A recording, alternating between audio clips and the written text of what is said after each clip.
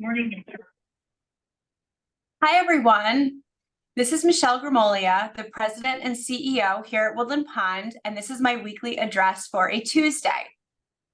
Today is Tuesday, August 8th, 2023.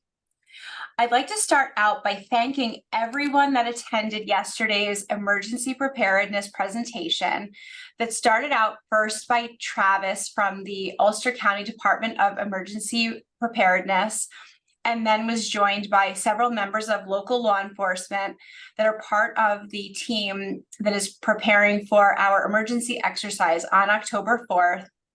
I thought it was an absolutely fantastic meeting. Truth be told, it started out a little bit slow, but I think it really caught some momentum in the second half, and then definitely towards the end. I learned a lot myself, but I think from the feedback that I got from the residents that attended, it seemed like it was very dynamic. It seems like you're all really starting to get and understand and become excited about the value of the emergency exercise. I think having the team there of the members of law enforcement that will be participating in the emergency exercise, and just to put in quotations or in parentheses there, the folks that were there are just a small subset of the full team that's participating in the emergency exercise. We do have members from local law enforcement agencies from across the area, including the state police, plus the agencies that you saw there, the New Paltz Rescue Squad, the New Paltz Fire Department, the American Red Cross. Many agencies will all be here participating in this drill or exercise, as we're calling it, on October 4th. And again, they have never done anything like this. This is an idea that we came up with almost a year ago now, and we thought it could really mutually benefit our team, the residents, and all of the first responders here in Ulster County to really be prepared for an event on a large scale in a setting like this that's really quite complex. And it was quite interesting because a couple of the folks that were here yesterday commented on the fact that they couldn't believe how complex of a building we have. And a couple of them hadn't been here and walked the wings, and they said, gosh, navigating the floors here and the different wings in the event of an actual emergency could really become confusing for members of law enforcement or another first responder, because the floors all look the same. And it is interesting. So I am very confident that we are going to learn a lot from our emergency exercise. And that's the whole point, is to come away from that, not, excelling at this the first time, but to come away with a to-do list of things that we can learn and do better the next time. So thank you again for attending that yesterday. And now into items for my address. So tonight in the PAC, at 7 o'clock, we've got an encore performance of something that was done in 2019, which was our 10-year anniversary. So there was something created called the Celebrate Woodland, a musical review, which was co-written by Lola Weiss and Halima Hassan. And if you haven't seen it yet, that will be re-aired tonight at 7 p.m. in the PAC. So it's really a modality type of musical review that was done in 2019. It was fantastic. So you should definitely try to catch that. At Thursday at 11 a.m. in the Art Studio, we will begin planning for the Kaleidoscope of the Arts. And if you're interested in being on the planning committee for that, you should come to that initial meeting. And if you're not familiar with what the Kaleidoscope of the Arts is, this is an annual event that we have in usually October every year, where all of the residents and I guess staff members, if you're interested, that has any kind of a creative output that you make, is able to show that good or item in the PAC for sale. And we do all kinds, sort of like an arts and crafts sale, but plus, I guess, and you can show your items off there if you make jam, or if you have some kind of an item that you make. We also do a bake sale and raffle baskets and things like that to benefit the benefit fund. So it's really a fantastic event every year, and the planning will begin this Thursday in the art studio at 11. And then Friday at 3 p.m. in the Pack, Simple Melodies will be happening, and we will be featuring the Aloha Ukulele Strummers, which is a group that Lucy Muller plays in. And you are encouraged to wear colorful or tropical or Hawaiian shirts to come and enjoy in the fun this Friday at 3 p.m. Unfortunately, I will miss all of those things because I will begin my vacation just about after this weekly address is over with. One more note, tomorrow, because of a number of things that require our fleet of vehicles, you must be back from shopping tomorrow by 1:15. So if you're going out, the last trip is at 12 and the bus has to be back here at 1:15. So if you're going out and about and shopping in New Paltz tomorrow, plan to be picked up by 1 because the buses all have to be back by 1:15. The ultimate fun event that we are doing for the fall this year related to a family fun day, our normal anniversary party, and tying in with the Alzheimer's fundraising for this year, we are going to host something that we have never done before. We are going to do a clam bake. Now, we used to do a family fun day event years and years ago. And we've gotten away from that.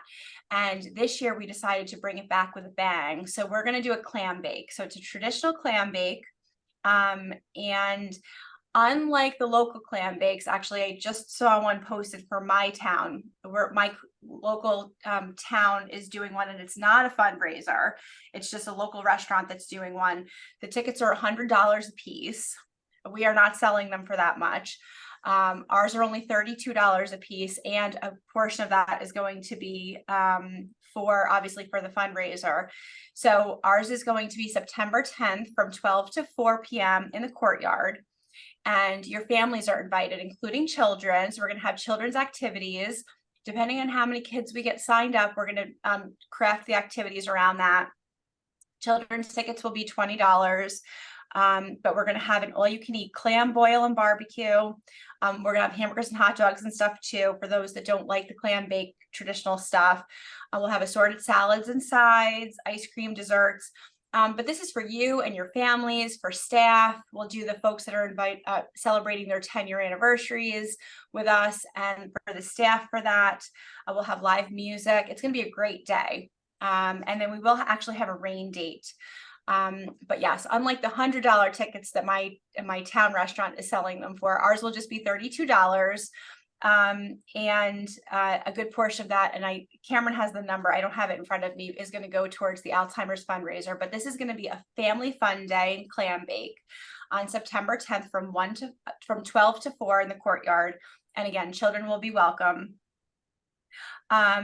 We are going to have the last ice cream social of the summer next Tuesday, the 15th from 1 to 3, again, for the Alzheimer's fundraiser.